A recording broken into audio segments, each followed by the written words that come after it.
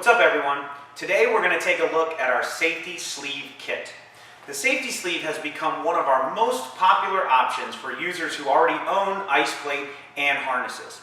What it does is it increases your visibility, it allows you to get extended life and your cooling time for your ice plates, and it even helps with condensation. It's really easy to use. All I have to do is take the ice plates, slide them into the sleeve, zip it up, and now I'm good to go. You'll notice, as an option, if you don't already own an ice plate, or if you'd like to add a few extra, you can also add those on when you're purchasing your sleeves.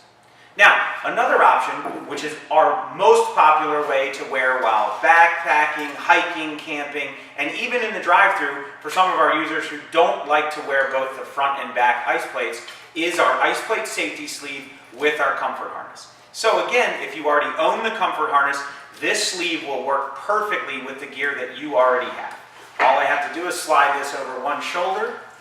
The other shoulder comes over here. Now I simply fasten my chest strap, my waist strap, and I'm good to go. This is fully adjustable. It fits a lot of different sizes of people, and again, it gives you a lot of versatility.